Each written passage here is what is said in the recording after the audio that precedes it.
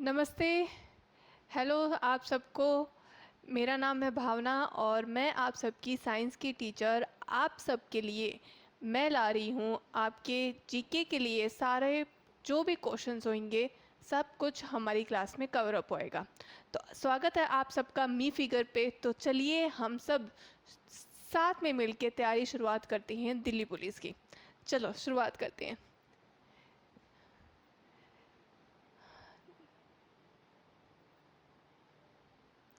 ये सब दिल्ली की पुलिस की जो भी डिटेल्स है वो सब कुछ आपको दिखाई दे रही है। साथ में हमारे यहाँ पे इस तरह के सभी कोर्सेज, सभी सेक्शनल टेस्ट और चैप्टर्स मिलते हैं। इसके साथ साथ हम 60 दिन के अंदर आपकी तैयारी को पूरा करवाएंगे। तो चलिए सबसे पहले मैं शुरुआत करती हूँ। आज जो मैं आपको पढ़ाऊँगी वो होएगा विटामिन्स। ठीक है, तो विटामिन्स डिटेल में समझते हैं कि विटामिन्स कितने टाइप के होते हैं, विटामिन्स में क्या क्या मिलता है, वो सब कुछ डिटेल में समझते हैं। ठीक है, तो सबसे पहले अगर मैं बात करूं कि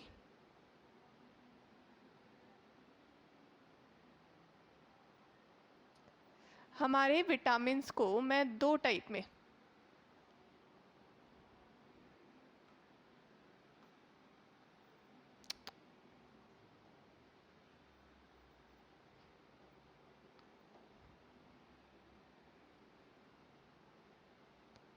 सबसे पहले अगर मैं बात करूं, मैं विटामिन्स को दो टाइप में बांट सकती हूँ। विटामिन्स को कौन से दो? सबसे पहले आएगा हमारा fat soluble vitamin, fat soluble vitamin,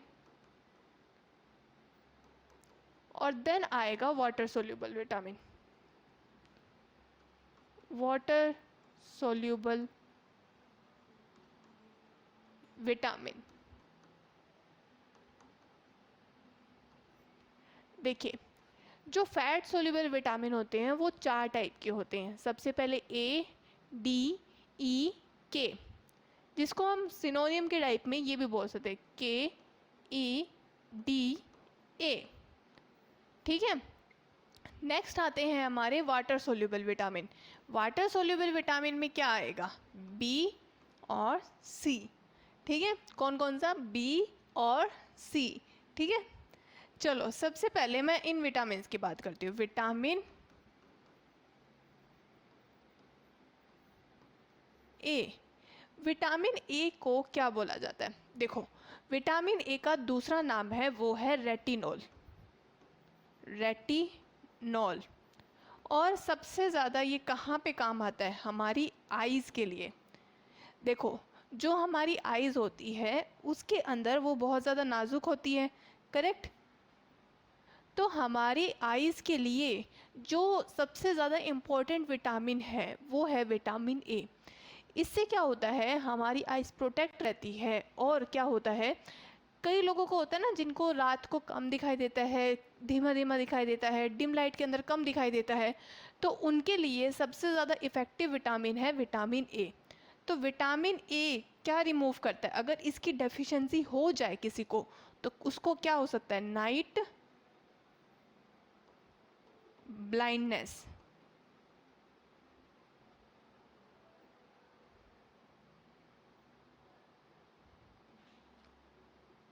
blindness, night blindness उसको हो सकती है। अगर किसी को विटामिन ए की कमी होगी तो उसको नाइट ब्लाइंडनेस हो सकती है। फिर क्या, अगला विटामिन पढ़ते हैं। अगला है विटामिन डी। विटामिन डी किस लिए काम आता है? देखो, विटामिन डी का जो मेजर रोल आता है वो आता है हमारी, हम जो बचपन से पढ़ते आ रहे हैं कि विटामिन डी का रोल आता है कि सन की रेज हमारे ऊपर पड़ती है और हमारी हड्डियां मजबूत होती है। तो भाई सन की रेज करती क्या है? देखो, जब सन की रेज हमारे ऊपर पड़ती है ना तो एक केमिकल निकलता है जिसकी वजह से हमारे बोन्स के अंदर कैल्शियम और फॉस्फोरस को मैक्सिमम एब्जॉर्ब करने में हेल्प करता है। तो अगर मैं इसकी बात करूं विटामिन डी की, विटामिन डी किस लिए आता है? ये कैल्शियम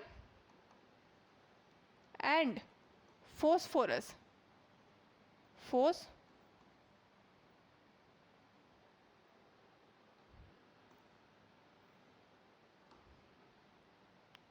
फोस्फोरस को एब्जॉर्ब करने में हेल्प करता है, एब्जॉर्ब करने में हेल्प करता है। किस किस को? कैल्शियम और फोस्फोरस को एब्जॉर्प्शन, उसको पूरी तरीके से हमारे अंदर लेने में किसका रोल है? विटामिन डी का रोल है। देन अब अगर ये विटामिन डी अगर कैल्शियम को एब्जॉर्ब करता है तो क्या मैं विटामिन डी को कैल्सीफेरोल भी कह सकती हूँ? ऐसा विटामिन जो कि मुझे कैल्शियम को एब्जॉर्ब करने में मदद करता है वो विटामिन डी है। अब देखो विटामिन डी को एक और नाम से बोला जाता है anti rickets vitamin. Anti rickets vitamin, anti rickets क्यों बोला जाता है? क्योंकि ये विटामिन है जो कि हमें रिकेट्स एक ऐसी बीमारी होती है जिनको जब विटामिन डी की कमी होती है तो उन लोगों को रिकेट्स की बीमारी हो जाती है। तो अगर विटामिन डी की कमी से रिकेट्स हो सकता है तो विटामिन डी अगर मुझे मिल जाए तो क्या नहीं होएगा? रिकेट्स नहीं होएगा। तो रिकेट्स के ऑपोजिट, एंटी का मतलब ऑपोजिट, तो रिकेट्स का ऑपोजिट कौन हुआ? Vitamin D.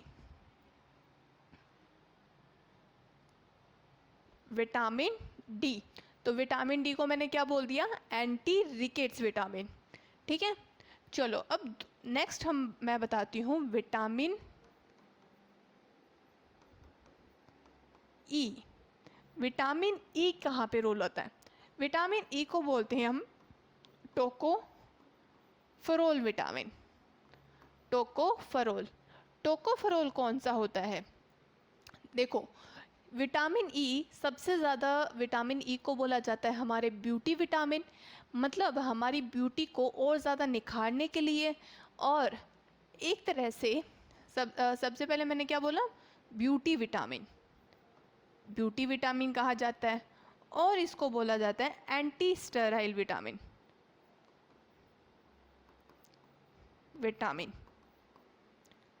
क्यों? क्योंकि बच्चा देखो विटामिन ई जो होता है वो हमारे रिप्रोडक्टिव पार्ट्स को इम्प्रूव करता है, हमारे शरीर के वो हिस्से जिससे रिप्रोडक्शन होता है और अल्टीमेटली रिप्रोडक्शन से रिलेटेड जो भी हमारे पार्ट्स हैं उनको इम्प्रूव करने के लिए, उनके काम को कंटिन्यूसली करने के लिए विटामिन ई का सबसे बड़ा रोल है। तो विटामिन ई किस में काम आएगा? रिप्रोडक्टिव सिस्टम को इम्प्रूव करने के लिए, इसीलिए इसको ब्यूटी या एंटी स्टेराइल विटामिन कहा जाता है। और विटामिन ई जो है वो हमारे खाने में, ऐसा खाना जो कि ऑयली है,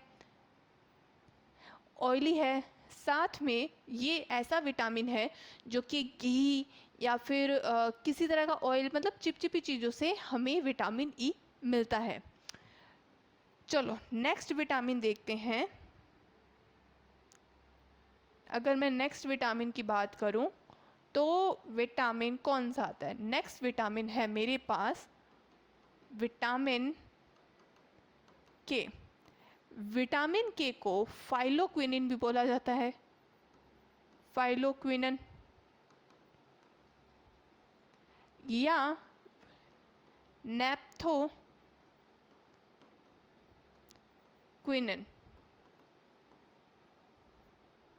नेप्थाक्विनिन या फाइलोक्विनिन भी बोला जाता है।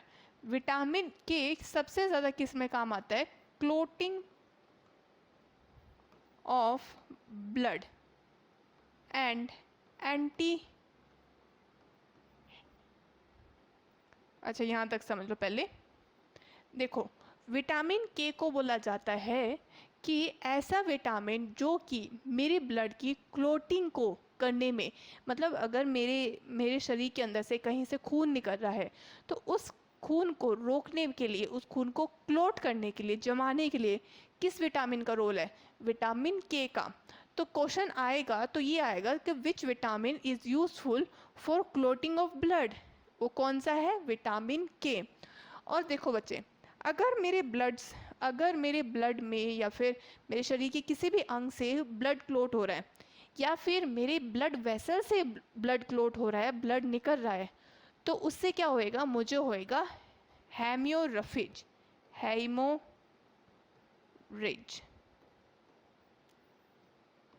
तो इसीलिए अगर मेरी बॉडी के अंदर से मतलब वेसल्स, मेरी जो ब्लड वेसल्स हैं, यानी कि हमारी जो खून की नसें हैं जिनसे खून निकलता है, खून बहता है, अगर उसके अंदर कोई ब्लीडिंग स्टार्ट हो जाए, मतलब खून बाहर निकलना शुरू हो जाए, तो उसकी वजह से होता है हेमियोरेफिज।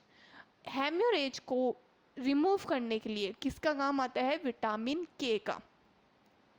तो विटामिन के का क्या रोल हुआ, ब्लड को क्लोट करना, और अगर मेरी नसों में से खून ब्लीड हो रहा है तो उसको रोकना भी किसका काम है, विटामिन के का।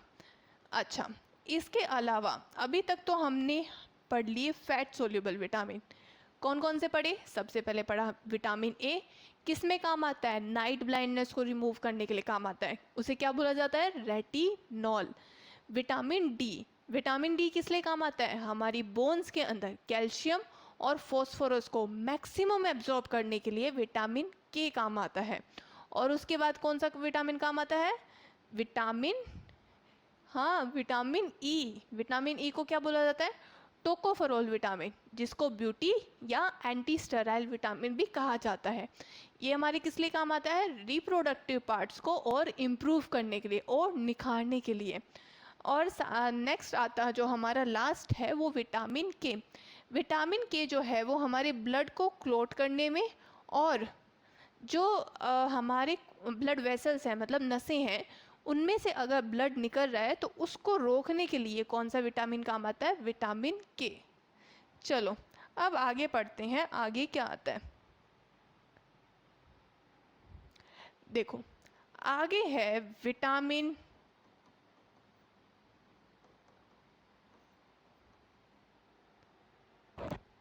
के।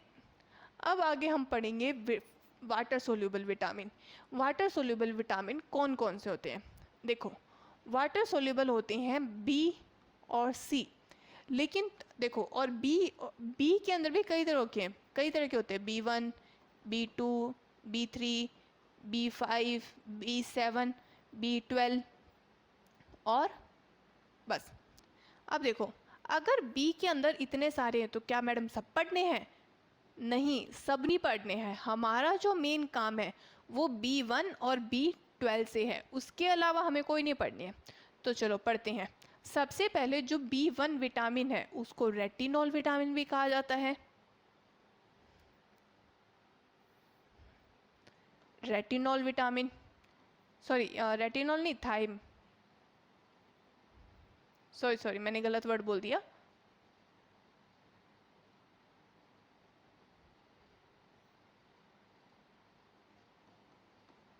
थियामिन, थियामिन विटामिन भी कहा जाता है। उसके साथ में it can destroy on cooking, मतलब कि ये ऐसा विटामिन है जो कि अगर हम कुकिंग करें तो उससे डिस्ट्रॉय भी हो सकता है। और क्या काम आता है, ये हमें बेरी अगर इसकी डेफिशिएंसी हो जाए, कमी हो जाए, तो उसकी वजह से हमें जो डिजीज़ होती है वो है बेरी, मतलब किसी ऐसा विटामिन जिसकी डिजीज़ से, मतलब इसकी डेफिशिएंसी से हमें कौन सी डिजीज़ हो सकती है, बेरी। और क्या काम आता है विटामिन बी का, देखो विटामिन बी हमारे अगर इसकी डेफिशिएंसी हो जाए तो हमें हो सकता है loss of appetite. Loss of appetite का मतलब क्या होता है, इसका मतलब होता है कि अगर हमारी बॉडी के अंदर, मतलब होता है ना कि हमें प्यास लगती है, हमें भूख लगती है, मन करता है कि कुछ खा लूँ, कुछ डिज़ायर होती है कि ये कर लूँ वो कर लूँ, अगर वो सब कुछ ख़त्म हो जाए, कुछ खाने या पीने की डिज़ायर्स ख़त्म हो जाए तो उस चीज़ को बोला जाता है लॉस ऑफ एपेटाइट। समझ में आ गया। अब आगे पढ़ते हैं कि आगे क्या है। विटामिन B1 तो हमने पढ़ लिया, विटामिन फिर अब देखो विटामिन B12, देखो विटामिन B12 में जो क्वेश्चन पूछा जाएगा वो सिर्फ एक ही होएगा, और वो भी क्या होएगा कि विटामिन B12 के अंदर ये बताओ कि कौन सा मिनरल पाया जाता है। देखो विटामिन B12 वैसे तो क्या काम करता है, हमारे जो आरबीसीज होते हैं उनको फॉर्म करने के लिए काम आता है, और इसीलिए इसको पर्निकोस अनीमिया भी कहा जाता है। लेकिन जो one of the most important questions आते हैं वो ये आते हैं कि कौन सा मिनरल है जो विटामिन B12 में पाया जाता है, वो होता है कोबाल्ट। कोबाल्ट एक ऐसा विटामिन है जो विटामिन B12 के अंदर पाया जाता है, उसके अलावा तुम्हारे कोई क्वेश्चन नहीं आने वाले। देन आता है मोस्ट इम्पॉर्टेंट विटामिन, ऐसा नहीं है बाकी सारे इंपॉर्टेंट नहीं है, पर ये है कि 80% क्वेश्चन इसमें से आते हैं, विटामिन सी।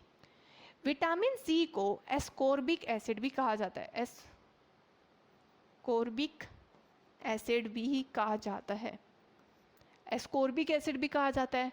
उसके अलावा विटामिन सी जो है क्या काम में आता है, विटामिन सी अगर हमारी बॉडी के अंदर जो गॉल ब्लैडर होता है उसके अंदर अगर स्टोन्स हो जाएं तो विटामिन सी के होने से वो स्टोन्स ख़त्म हो जाते हैं। यानी कि ये क्या प्रिवेंट करता है, अगर विटामिन सी हम लेते रहें तो prevent stones in gall bladder, मतलब कि हमारे गॉल ब्लैडर के अंदर स्टोन्स को प्रिवेंट करता है, नहीं बनने देता। और क्या काम करता है,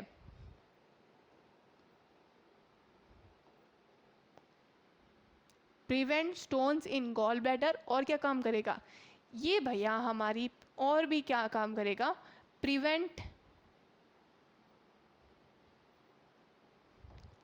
स्कर्वी इन बॉडी। मतलब अगर हमारी बॉडी के अंदर विटामिन सी की कमी है तो हमें स्कर्वी भी हो सकती है। अच्छा ये विटामिन ये जो विटामिन होते हैं ये कौन से फ्रूट्स में पाए जाते हैं, ये पाए जाते हैं सिट्रस फ्रूट मतलब खट्टे फ्रूट, जैसे कि आंवला, जैसे ऑरेंज।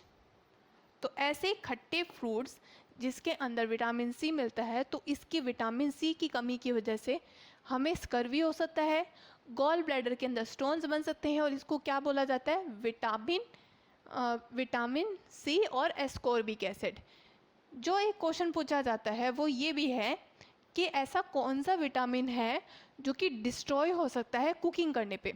विटामिन B1 भी है और ये भी है, दोनों ऐसे विटामिन हैं जो कि अगर हम कुकिंग करें तो डिस्ट्रॉय हो जाएगा, कि डिस्ट्रॉय ऑन कुकिंग। मतलब अगर हम कुकिंग करने लग जाएं, यानी कि खाना बनाने लग जाएं, तो ये, हाँ भाई, ये जो विटामिन है ये ऐसा विटामिन है जो कि अगर हम खाना बनाने लग जाएं तो विटामिन ख़त्म भी हो सकता है। तो जो हम करते हैं, जैसे अगर मैं ऑरेंज की बात करूं या टमाटो की बात करूं जिसके अंदर ऑक्सैलिक एसिड होता है लेकिन विटामिन सी भी होता है, तो क्या होता है कि अगर मैं विटामिन सी अगर मैं ऑरेंज के अंदर लेना चाहूँ, नहीं सॉरी टमाटो के अंदर मैं लेना चाहूँ, तो मैं सबसे बेस्ट कैसे ले सकती हूँ, कच्चा। क्योंकि हम तो अगर इसको कुक करने पे आएंगे या बॉईल करने पे आएंगे तो सारा विटामिन ख़त्म हो जाएगा। तो अगर बॉईल करेंगे तो तुम्हें नहीं लगता कि अगर मैं बॉईल करूँगी या टमाटर को उसका छौंक लगा के पूरा मिक्सअप सा ग्रेवी से बना दूँगी तो उसमें कुछ विटामिन सी बचेगा? नहीं, ऐसा कुछ भी नहीं होता। तो अगली बार से याद रखना, अगर तुम छौंक लगा रहे हो विटामिन का तो भाई दिक्कत की बात है, मतलब तुम्हारे बॉडी के अंदर कोई भी विटामिन नहीं जाने वाला, विटामिन सी तो बिल्कुल भी नहीं, ठीक है। सो ऐसा भी नहीं है कि सब्जियों को कच्चा खाओ, जिनको पकाना उनको पकाओ भी, लेकिन हाँ विटामिन सी के मतलब पर्टिकुलरली जो खट्टी चीज़ें होती हैं उनको कच्चा खाते हैं तो प्रॉपरली विटामिन सी हमारी बॉडी के अंदर जाता है, जैसे आंवला, ऑरेंज और टमाटो भी, ठीक है। चलो अब आगे पढ़ते हैं, हमने पढ़ लिए सारे के सारे विटामिन। चलो अब विटामिन्स के अलावा क्या पाया जाता है हमारी बॉडी में। हमारी बॉडी में ब्रेन होता है, हाँ जी मैडम होता है। ब्रेन कितने टाइप के होते हैं? तुम तो बोल रहे हो मैडम एक ही ब्रेन है मेरे पास, तो और तो ब्रेन है नहीं। नहीं बच्चे, ब्रेन होते हैं। अगर मैं ब्रेन की बात करूं, हमारे जो ब्रेन होते हैं, ब्रेन तो एक ही होता है, लेकिन ब्रेन ना 3 हिस्सों में बटा हुआ है। 3 हिस्सों मतलब कि ब्रेन के 3 पार्ट्स हैं। सबसे पहली क्या, fore brain,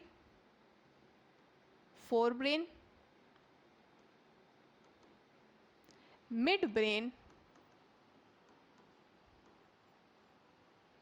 and hind brain.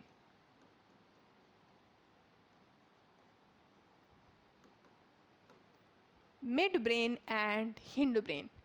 Fore brain किस लिए काम आता है? फोर ब्रेन भैया हमारे लिए मेन,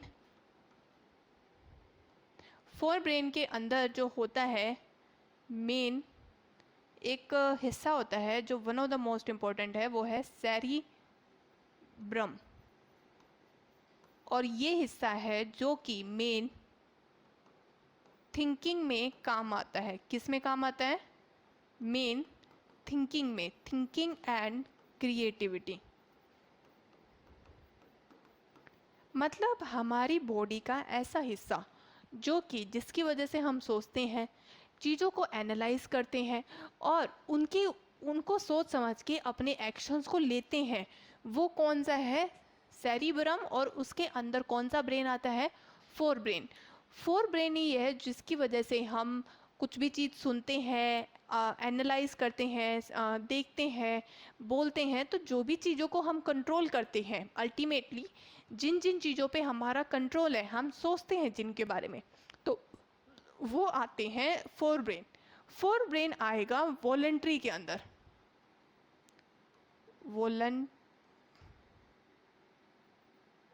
वॉलेंट्री ब्रेन के अंदर, मतलब वॉलेंट्री मसल्स। यानी कि वॉलेंट्री का मतलब होता है खुद से।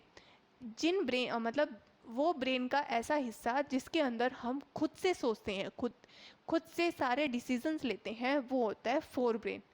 अब देखो फोर ब्रेन के अलावा क्या होता है? अगला होता है मिड ब्रेन। मिड ब्रेन किस लिए काम आएगा? अल्टीमेटली ये दो चीज़ों में काम आएगा, एक ऑडिटरी और दूसरा विजुअल। ऑडिटरी मतलब सुनना, और विजुअल मतलब देखना।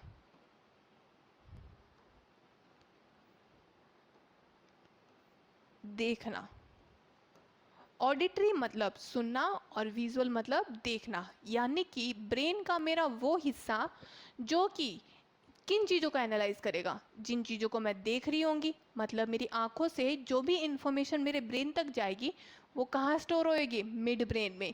और जिन चीज़ों को मैं सुनती होंगी वो इंफॉर्मेशन कहाँ तक जाएगी? वो जाएगी मिड ब्रेन में। देखो मैं कितना देख रही हूँ, मतलब अगर मैं नेचुरली मैं अगर देख रही हूँ, तुम्हें देख रही हूँ, तो भाई क्या ऐसा हो सकता है कि भाई मैं किसी पर्टिकुलर चीज़ को मैं रोक दूँ? जैसे कि मान लो मैं अगर देख रही हूँ, मैं इस पूरे एरिया को देख रही हूँ, तो मैं क्या ऐसा कर सकती हूँ कि मैं इस एरिया को ना देखूँ, यहाँ तक को देख लूँ? ऐसा हो सकता है? नहीं। अगर मैं ये एरिया कंटिन्यूसली देख पा रही हूँ तो भाई पूरा का पूरा ही देखूंगी ना। ऐसा तो है नहीं कि भाई पूरा वो ब्लैक एंड वाइट लिया ही मैं कहीं पे कि कंप्यूटर की तरह नहीं नहीं हमने तो इसको रोक दिया। नहीं, ऐसा कभी नहीं होता। यानी कि सुनना और